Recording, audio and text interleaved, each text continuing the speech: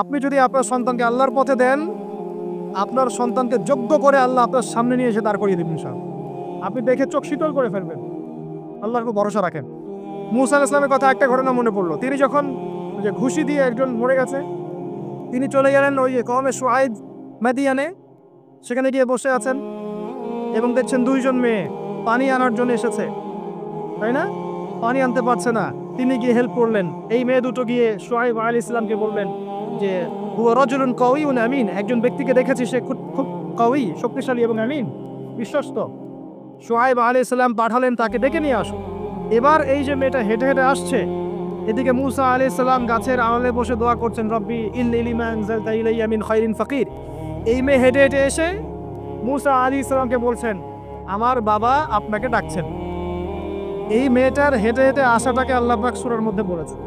এই মেয়েটা লাজুক পায়ে হেঁটে হেঁটে এসেছে। কিভাবে? লাজুক ভঙ্গিতে সে হেঁটে হেঁটে এসে বলেছে, আমার বাবা আপনাকে ডাকছেন। কথা বুঝতে পারছেন? এই লজ্জাশীলতা এখনকার মেয়েদের মধ্যে আপনি আমাকে দেখান। এই লাজুক ভঙ্গিতে হেঁটে আসা মেয়েদের যে হাঁটাটাও পর্দা, মেয়েদেরকে কে বুঝাবে হাঁটার মধ্যেও পর্দা আছে? কে বুঝাবে যে গলার ভয়েসে পর্দা আছে, চোখের চাহনিতে পর্দা আছে? একটা মেয়ে সবকিছু ঢেকেছে, মনে করেন চোখটা ঢাকে নাই, এই চোখ দুটো দেখেই একটা ছেলে তার প্রেমে পড়তে পারে। একটা ছেলে হিসেবে বলছি, এটা সম্ভব। একটা হাতের কবজি দেখে আপনি একটা মেয়ের প্রেমে পড়তে পারেন, ভালো লাগতে পারে, সম্ভব। মেয়েদেরকে আল্লাহ পাক এত সুন্দর করে সৃষ্টি করেছে। আল্লাহ পাকের সবচেয়ে শ্রেষ্ঠ সৃষ্টি হচ্ছে মেয়েরা। মানুষ তো অবশ্যই, তারপরে মেয়ে মানুষ। এই নারী আপনার হয় জান্নাতের মাধ্যম হবে, অথবা আপনার জীবনের সবচেয়ে বড় ফিতনা হবে। কারণ নবী সাল্লাল্লাহু আলাইহি ওয়াসাল্লাম বলেছেন, আমি পুরুষদের জন্য মহিলাদের চেয়ে বড় কোনো ফিতনা রেখে যাচ্ছি না। প্রচন্ড বড় ফিতনা হতে পারে, সাবধান। তো এখানে দেখেন মেয়ের হাঁটার বর্ণনা আল্লাহ পাক দিয়েছেন। এখনকার জেনারেশনে মেয়েদেরকে আপনি হাঁটা শেখান। রাস্তাঘাটে, শপিং মলসে, সব জায়গায় দেখবেন গেঞ্জি আর জিন্স আর টি শার্ট পরে, ফর্মাল পোশাক পরে, স্যুট বুট পরে ঘুরছে। মাঝে মাঝে পোশাকের এখানে ওখানে ফাড়া ছেঁড়া, এটাই নাকি স্টাইল।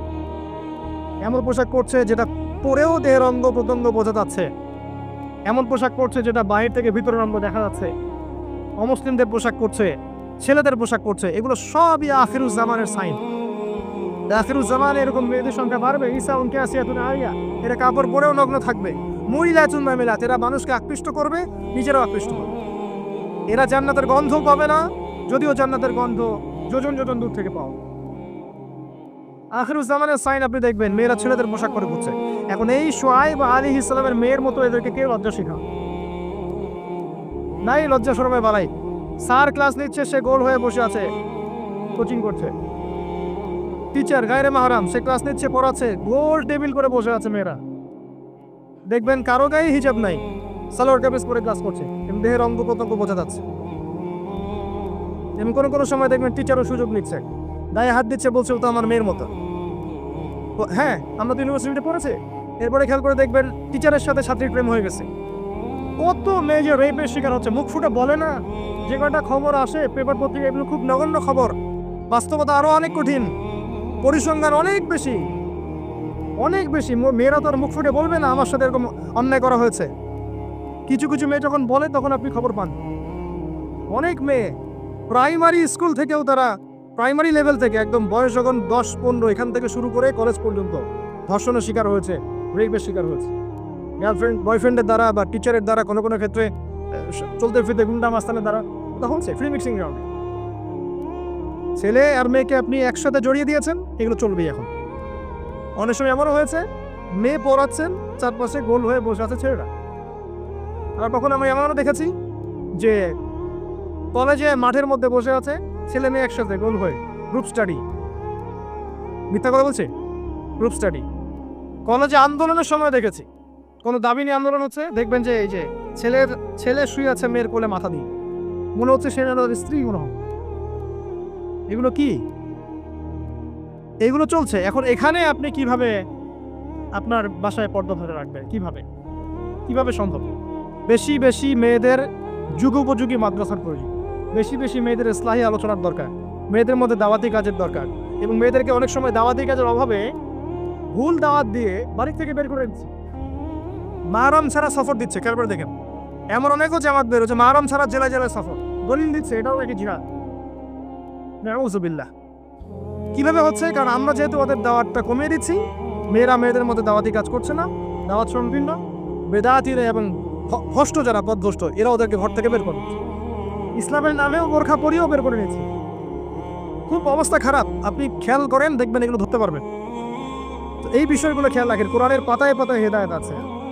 আমি বললে অনেক লম্বা হয়ে যাবে, শেষ করছি এদিকে এসে।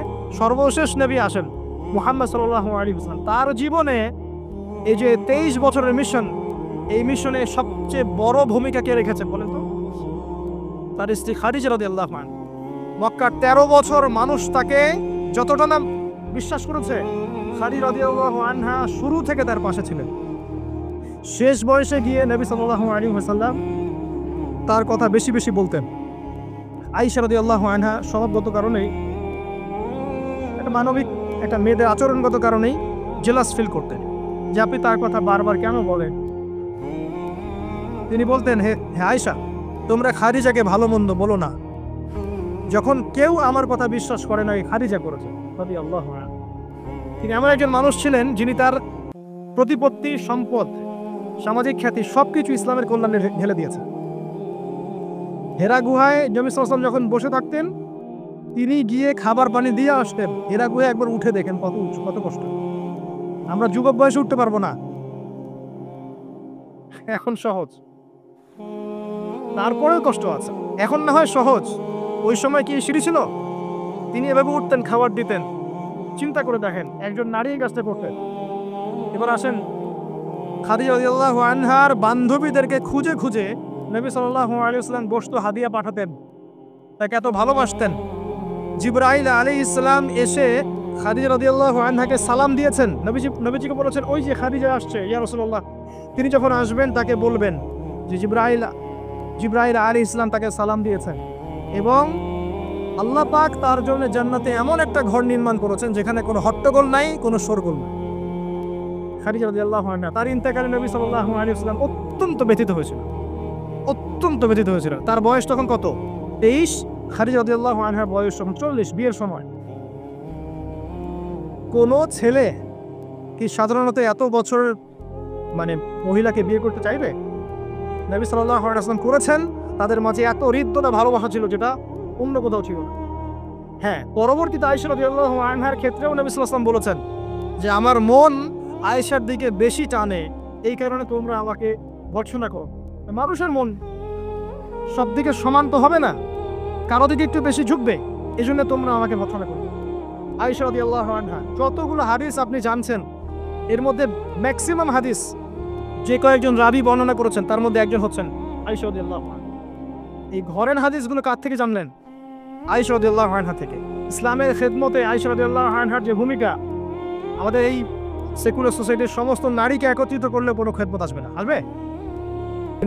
স্বামীর অকৃতজ্ঞ হয়, লানত করে, অভিশাপ দেয়, বুক চাপড়ায়, মাতম করে, এবং আল্লাহ এবং তার রাসূলের অবাধ্য হয়। 4টা কারণ এসেছে মোটামুটি ভাবে। মৃত্যুবরণ করলে কেউ তারা মাতম করে, ঘাত পাত, থাপড় দেয়, চাপড়ায়, জামা কাপড় ছিঁড়ে ফেলে, অনেক ক্ষেত্রে এমন করে। এই কারণে মাইয়াতকে শাস্তি দেওয়া হয়, মা বোনদেরকে এটা ত্যাগ করতে হবে। এরপরে স্বামীর অকৃতজ্ঞ হয়, স্বামী সারা জীবন যদি তার জন্য কাজ করে, তার জন্য তার ভরণ পোষণের ব্যবস্থা করে, একদিন যদি কোনো কিছু ভালো না পায় বলে বসে সারা জীবন তোমার কাছে কিছুই পেলাম, এবং বেশি বেশি অভিশাপ দেয়, ঝগড়া লাগলেই গালিগালাজ এবং অভিশাপ দিয়ে বসে। এই কাজগুলো যদি তারা ত্যাগ করতে পারে, ইনশাল্লাহ তারা বেশি বেশি জাহান্নামে যাবে না। তবে তাদের বেশি বেশি জাহান্নামে যাওয়ার বর্তমান মডার্ন একটা কারণ হচ্ছে ফেমিনিস্ট রেভলিউশন। ভালো করে শোনেন, ফেমিনিস্ট রেভলিউশন সেই কারণ যার কারণে এখনকার নারীদেরকে আপনি বাসায় রাখতে পারছেন না পর্দায়। এর কারণে মেয়েরা বাইরে বের হয়ে যাবে, ফ্রি মিক্সিংয়ে যাবে, পর্দা ছেড়ে দিবে, নামাজ কালাম দেখবেন ঠিক ঠিকানা নাই, দেখবেন দিনের জ্ঞান অর্জন করবে না, বেশি বেশি হারাম রিলেশনশিপে লিপ্ত হবে, জেনা বাড়বে, ধর্ষণ বাড়বে, পরকীয়া বাড়বে, আস্তে আস্তে তারা জাহান্নামে। এটা হচ্ছে ফলাফল। এটাই সেই কারণ যার কারণে বেশিরভাগ নারী জাহান্নামে যাবে। খুব সতর্ক থাকবেন। কোনো কোনো ক্ষেত্রে দেখা যায় সামান্য দুনিয়ার স্বার্থে তারা নগ্ন হয়ে মডেলিং করতেও দ্বিধাবোধ করছে না, নগ্ন হয়ে ফিল্মগুলোতে কাজ করতেও দ্বিধাবোধ করছে না। ইজ্জত বিলিয়ে দিয়ে টাকা কামাই করতে দ্বিধাবোধ করছে না। কোনো কোনো ক্ষেত্রে দেখা যায় এগুলোকে তাদের ব্রেন ওয়াশ করা হয়েছে, এগুলো সামাজিক সোসাইটির মধ্যে এগুলো আপনার ডিগনিটির মাধ্যম, সম্মানের মাধ্যম, এগুলো বলা হচ্ছে। নারীদেরকে বলবো, আপনারা পুরুষদের প্রতিদ্বন্দ্বী নন, আপনারা পুরুষদের পরিপূরক। একজন নেককার নারী একজন পুরুষের পিছনে থাকলে এই পুরুষ বিশ্বজয় করতে পারবে ইনশাআল্লাহ। পরে আসেন নূহ আলাইহিস সালাম, তার স্ত্রী কি ঈমান এনেছিল? ঈমান আনে নাই। এখানে মনে রাখবেন, আপনি যদি ঈমান না আনেন, আকীদা ঠিক না করেন, আমল ঠিক না করেন, আপনার পরিচয়, বংশ, গোত্র, বর্ণ আপনাকে বাঁচাতে পারবেন। নূহ আলাইহিস সালামের স্ত্রী জাহান্নামে চলে গেছে, লূত আলাইহিস সালামের স্ত্রী জাহান্নামে চলে গেছে, যদিও তারা নবীদের আন্ডারে ছিলেন। আল্লাহর রাসূল সাল্লাল্লাহু আলাইহি ওয়াসাল্লাম তার মেয়ে ফাতিমা রাদিয়াল্লাহু আনহাকে বলেছেন, দুনিয়াতে যা চাওয়ার আমার কাছে চেয়ে নাও, পরকালে তোমার উপকার করতে পারছি না আমি। আর ফাতিমা রাদিয়াল্লাহু আনহা কেমন মানুষ ছিলেন আপনারা জানেন? তো আমি আমাদের মা বোনদেরকে অনুরোধ করবো, আল্লাহকে ভয় করেন, নিজের নফস ঠিক করেন, নিজের কবরের ফিকির করেন, আমল আকীদা ঠিক করেন। আপনি কত বড় আলেমের স্ত্রী, কত বড় শাইখের স্ত্রী, আপনি আপনার স্বামী কত বড় পলিটিক্যাল লিডার, কত বড় সোশ্যাল লিডার, এটার মানদণ্ড আল্লাহ দেখবেন না। আপনার ঈমান, আমল, তাকওয়া শুধু আল্লাহ পাক দেখবেন। আসেন কোরআনের পাতায় পাতায় যাই, চলেন আপনাকে নিয়ে যাচ্ছি। ইব্রাহিম আলাইহিস সালাম নাম শুনেছেন? তার স্ত্রী সারা আলাইহিস সালাম পৃথিবীর সুন্দরী নারীদের মধ্যে অন্যতম। দুজন সুন্দরী নারীর কথা এসেছে, একজন হাওয়া আলাইহিস সালাম, একজন সারা আলাইহিস সালাম। আমাদের এইসব সুন্দরী নারীদের চেয়ে হাজার গুণ সুন্দরী, অত্যন্ত সুন্দরী। খেয়াল করে দেখবেন, এই যে ইব্রাহিম আলাইহিস সালামের বংশধর যারা, তাদের চেহারা এবং সুরত কিন্তু অত্যন্ত সুন্দর। আমাদের নবী মুহাম্মদ সাল্লাল্লাহু আলাইহি ওয়াসাল্লাম প্রচন্ড সুন্দর ছিলেন না? তার আদি পিতাকে ইসমাইল আলাইহিস সালাম না? ইসমাইল আলাইহিস সালাম ইব্রাহিম আলাইহিস সালামের সন্তান নয়? ওই দেখেন ব্লাড চলে আসছে। ইউসুফ আলাইহিস সালাম তার বাবাকে, ইয়াকুব আলাইহিস সালাম তার বাবা, ইসহাক আলাইহিস সালাম তার বাবা, ইব্রাহিম আলাইহিস সালাম, ওই যে একই লেগেসি দেখেন। তারা প্রচন্ড সুন্দর ছিলেন। এমনকি নবী সাল্লাল্লাহু আলাইহি ওয়াসাল্লাম মেরাজের রাতে গিয়ে যখন ইব্রাহিম আলাইহিস সালামের সাথে সাক্ষাৎ করেছেন, তিনি পরে বলেছেন যে আমার শাকল, সুরত আর ইব্রাহিম আলাইহিস সালামের চেহারার মধ্যে অনেক মিল আছে, সাদৃশ্য আছে, একই রকম। আমরা কিন্তু দরুদের মধ্যেও মুহাম্মদ সাল্লাল্লাহু আলাইহি ওয়াসাল্লামের নামের পাশে ইব্রাহিম আলাইহিস সালামের নাম বলছি। তাদের উভয়ের জীবনে প্রচন্ড মিল ছিল, একই রকম ছিল। পয়েন্টে আসেন, সারা আলাইহিস সালাম অত্যন্ত সুন্দরী ছিলেন। তিনি একাই তার স্বামীর সাথে বের হয়ে চলে গেলেন কোথায়? ওই যে প্যালেস্টাইন, যেটা এখন দখল করে রেখেছে এই জিউসরা। তার সাথে কেউ নাই। ইব্রাহিম আলাইহিস সালামের সাথে পরিবার নাই, সমাজ নাই, কেউ নাই। তার স্ত্রী আছে। একজন নেককার স্ত্রীর সাথে থাকলে স্বামী বিশ্বজয় করতে পারে। এই জায়গায় আমি ছেলে মেয়ে সবার জন্য হেদায়েতের কথা বলছি। মেয়েরা আমাকে অনেক অভিযোগ দিয়েছে, মেয়ে নিয়ে কোনো কথা বলি না ওয়াজের। আমি এখন কিছু কথা বলে শেষ করছি। সারা আলাইহিস সালাম যখন যাচ্ছেন, একজন লম্পট রাজা, মনে আছে, লম্পট একজন বাদশা তাকে ভোগ করতে চেয়েছিল, তুলে নিয়ে কিডন্যাপ করেছে। এই সময় ইব্রাহিম আলাইহিস সালাম মাজুর ব্যক্তি, নামাজে দাঁড়িয়ে গেছেন, আল্লাহর কাছে সাহায্য চাচ্ছেন। এটাই নবীর সুন্নাহ। কোনো সমস্যায় পড়লে নামাজে দাঁড়িয়ে যেতেন। আর আমরা এখন সমস্যায় পড়লে হাওয়াও শুরু করি, তাই না? আর এদিকে সারা আলাইহিস সালাম আল্লাহর কাছে দোয়া করছেন, আল্লাহ তুমি যদি জেনে থাকো আমি আমার সতীত্ব আমার স্বামী ছাড়া অন্য কাউকে দেই নাই, তাহলে আজকে এই জালেমের হাত থেকে আমাকে রক্ষা করো। হাত বাড়াতে না বাড়াতেই তার হাত অবশ্যই পড়ে গেছে। তিনবার চেষ্টা করেছে, তিনবার বেহুশ হয়ে পড়ে গেছে। এই সারা আলাইহিস সালামের মতো সতীত্ব রক্ষাকারী জেনারেশন কি এখন আছে? এখন তো নিজে নিজের সতীত্ব বিলিয়ে দিতে পারলে বাঁচে। এমনকি কেউ যদি নাও নেয় সতীত্ব, দেখা যায় যে নগ্ন ছবি তুলে ইমো, ফেসবুক, হোয়াটসঅ্যাপে আপলোড দিয়ে শেষ করে ফেলছে, তাই করছে না? ভিডিও কলে প্রেম হচ্ছে, আপনার এই যে গার্লফ্রেন্ড বয়ফ্রেন্ডের সাথে কফি খাচ্ছে, বিছানায় যাচ্ছে, রেডিং করছে। বিয়ের আগে সব শেষ, বিয়ের পরে যখন এরা কোনো ঘরে যাবে, ওই ঘরে কি সুখ আসবে, শান্তি আসবে? মা বোনদেরকে বলবো, আর আমাদেরকে খেয়াল রাখতে হবে, আমরা যেন আমাদের ঘরে সারা আলাইহিস সালামের মতো মেয়ে স্ত্রী তৈরি করতে পারি। আল্লাহ পাক তৌফিক দান। দেখেন সতীত্বের পাওয়ার, আল্লাহ পাক হাত অবশ করে ফেললেন। এবার ওই বাচ্চা হাদিয়া দিচ্ছে হাজারা আলাইহিস সালামকে, ঠিক আছে? হাজারা আলাইহিস সালামকে ইব্রাহিম আলাইহিস সালাম বিয়ে করলেন, কি জন্য করলেন? সন্তানের জন্য। বাই দ্য ওয়ে, এখন আবার একাধিক বিয়ে যদি কেউ করে ফেলে তাকে সমাজে বা বাঁকা চোখে দেখা হয়, তার মনে চরিত্র সমস্যা আছে। কিন্তু বিয়ে না করে বিয়ের আগে 10টা প্রেম করলে কোনো সমস্যা নেই, বিয়ের আগে 1000টা জেনা করলে কোনো সমস্যা নাই, পতিতালয় গেলে সমস্যা নাই, ফ্রি মিক্সিং গেলে সমস্যা নাই, গার্লফ্রেন্ডকে নিয়ে ঘুরতে গেলে ডেটিং করলে কোনো সমস্যা নাই। আবার বিয়ে করে ঘরে স্ত্রী থাকতেও বাইরে পরকীয়া করলে কোনো সমস্যা নেই। এগুলোকে আমরা উন্মুক্ত করছি, কিন্তু কেউ সাহস করে যদি কোনো বিধবার দায়িত্ব নেয়, কোনো তালাকপ্রাপ্তর দায়িত্ব নেয়, কোনো অসহায় দায়িত্ব নেয়, তাকে খারাপ চোখে দেখে। এই হলো আমাদের সাইকোলজি। অথচ আল্লাহ পাক এই বিধানটা দিয়েছেন কোরআন এবং সুন্নাহয়। যাই হোক, তার জন্য শর্ত আছে, শর্ত পূরণ না হলে করবেন না, কখনো ফরজ নয়। কিন্তু কেউ যদি শর্ত পূরণ করতে পারে, তাকে ডিসকারেজ কেন করতে যাবে? সমাজ চেঞ্জ হয়ে গেছে। হাজরা আলাইহিস সালাম, এখান থেকে আমি আমাদের মা বোনদেরকে এবং আমাদেরকে একটা হেদায়েতের কথা বলবো ইনশাআল্লাহ। হাজরা আলাইহিস সালামের ঈমান, আমল, তাওয়াক্কুল দেখেন। তার গর্ভে আল্লাহ পাক সন্তান দিলেন ইসমাঈল আলাইহিস সালাম। এবার আল্লাহ পাক বলছেন রেখে আসো। কোথায়? ওই মক্কায়, জনমানবশূন্য জায়গায় রেখে আসলেন। সাথে আছে সামান্য পানি, কিছু খেজুর রেখে আসছেন, এবং ইব্রাহিম আলাইহিস সালাম পিছনে হেঁটে চলে যাচ্ছেন। হাজরা আলাইহিস সালাম বলছেন আইনা তাযহাবু ইয়া ইব্রাহিম, আপনি কোথায় যাচ্ছেন হে ইব্রাহিম? আপনি আমাদেরকে জনমানব শূন্য জায়গায় ফেলে কোথায় চলে যাচ্ছেন? ইব্রাহিম আলাইহিস সালাম কিচ্ছু বলছেন না, বুকের মধ্যে পাথর। স্ত্রী সন্তানকে জনমানব শূন্য জায়গায় রেখে ভালো লাগবে কেন? বুকের মধ্যে পাথর, চুপ করে আছেন। এক পর্যায়ে হাজরা আলাইহিস সালাম বলছেন আপনি কি আল্লাহর আদেশে এই কাজটা করছেন? তখন তিনি বলছেন হ্যাঁ, না, এতটুকু বলেছেন, আমি আল্লাহর আদেশে করছি। এবার এই দেখেন, হাজরা আলাইহিস সালাম বলছেন যদি আল্লাহর আদেশে আপনি করে থাকেন, তাহলে আল্লাহ কোনোদিনও আমাদেরকে ধ্বংস করবেন না। তাওয়াক্কুল। আমি আপনাকে বুঝাই, এখানে কোনো মানুষ নাই, কোনো খাবার নাই, কোনো পানীয় নাই, তারপরেও তিনি বলছেন আল্লাহ ধ্বংস করবেন না। আপনি কি বুঝতে পারছেন কি অবস্থা? এবার খাবার পানি শেষ হয়ে গেল, সাই করছেন সাফা টু মারওয়া, মারওয়া টু সাফা, শুধু এক ফোঁটা পানির জন্য। কাকে খাওয়াবেন? বাচ্চাকে। এই দৌড়টা আল্লাহ পাকের কাছে এত পছন্দ হয়েছে, কিয়ামত পর্যন্ত হজের মধ্যে আল্লাহ পাক রেখে দিয়েছেন এটা।